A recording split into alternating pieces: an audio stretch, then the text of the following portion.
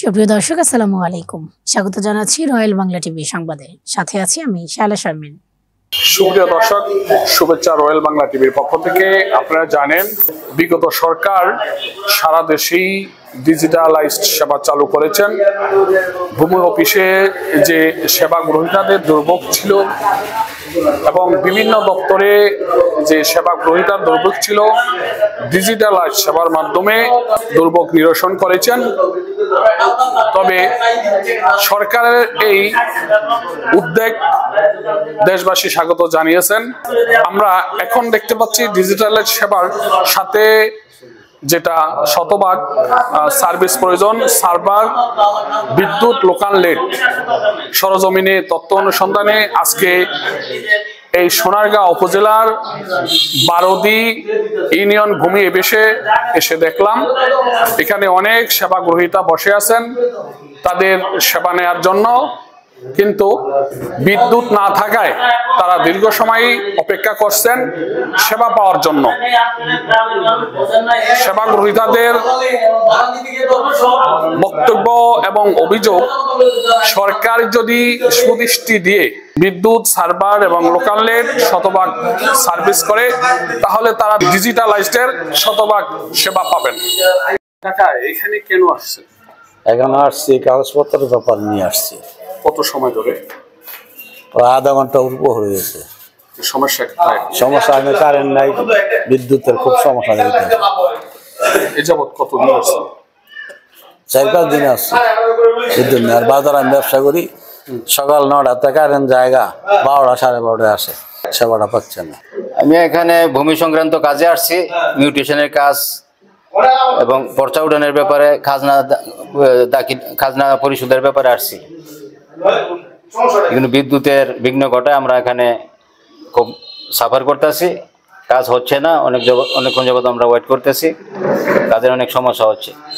সরকারের কাছে আমাদের বিনীত অনুরোধ, তারা যেন একটু বিবেচনা করে, এই দিকটা বিবেচনা, মানবিক দৃষ্টিতে কাজ করে, জনগণের স্বার্থে এবং সব অফিস আদালতের স্বার্থে একটু তাদের বিবেচনায় কাজ করলে, সহযোগিতা করলে আমাদের জনগণ এবং সারা দেশে অনেক উপকৃত হবে।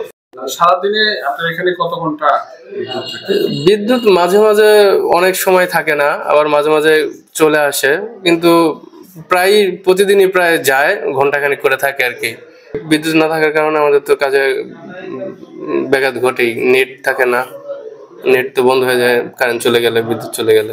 হ্যাঁ, বিদ্যুৎ আর কি যদি ভালোভাবে সরবরাহ করে দিতে, এটা আমাদের জন্য উপকার হতো আর কি। আইসে মনে হলো আমার কাজ করানোর লাগে আইসে, অনেক কারেন্ট নাই, কারেন্টের লেগে বৈশা রয়েছে। এটা কতদিন যাবত আপনি আসা যাওয়া করেন এই কাজটার জন্য? কাজটার জন্য মেলা দিন এসে কি কারেন্ট পান না? না সেবা আইয়া এই কারেন্ট নাই দিকে তো আইয়া অনেক নিজেরা খেসারত দেওয়ার লাগে, বইয়া থাউন লাগে। সরকারে যদি সার্ভিসটা ভালো করে দেয় তো মনে হলেন এটুই আমরা মনে হলেন আলহামদুলিল্লাহ। তবে সার্ভার এখন তুলনামূলক মাঝে মাঝে থাকে, মাঝে মাঝে থাকে না। যখন হয়তোবা যে লোকটা আসতেছে, যদি সার্ভার ঠিক থাকে, একটা কাজ করে দিতে তো বেশি সময় লাগে না, হয়তো 5 মিনিট 7 মিনিট বা 10 মিনিট সময় লাগে, এর বেশি লাগে না। কিন্তু সার্ভার যদি না থাকে, ঘন্টার পর ঘন্টা বসে থাকলেও সার্ভার না আসলে খাজনা দেয়া পসিবল না। কত ঘন্টা সার্ভার, বিদ্যুৎ এবং লোকাল নেট থাকে না? আসলে এইটার কোনো সুনির্দিষ্ট টাইম নাই। সার্ভার এমনও আছে যে হঠাৎ করে একদিন হয়তো আমি টোটালি ক্লিয়ার পাচ্ছি, আবার অনেকদিন আছে সার্ভার থাকে কিন্তু স্লো কাজ করে, আবার কিছু কিছু সময় থাকে আপনার একদম ইরোড থাকে, হয়তো তো কাজ করতে আপনার একদমই পসিবল না। আবার যখন স্লো থাকে তখন অনেক সময় নেয়, লোডিং হয়।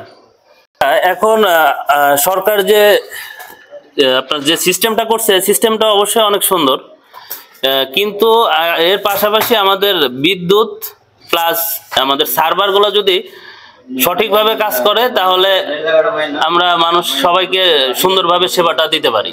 বিদ্যুৎ আসলে থাকে না এটা বলা মুশকিল, কখন আসে সেটা হলো প্রশ্নটা করা উচিত। কারণ মানে আসে 2-4 ঘন্টা, 2-1 ঘন্টা থাকে, আর বাকি সময় থাকেই না। তো এতে করে যারা সেবা গ্রহীতা আসে তাদের সেবা দিতে আমাদের আসলে সমস্যা হয়। এবং দেখতে পাচ্ছেন যে কেউ কেউ বসেও আছে, বিদ্যুতের কারণে সেবা দিতে পারছি না। গ্রামীণ লোক অনেকেই মানে বোঝে না অনলাইন সিস্টেমটা, আমরা বোঝাই আর এরপরে হাতে কলমে দেখাইতে হয়।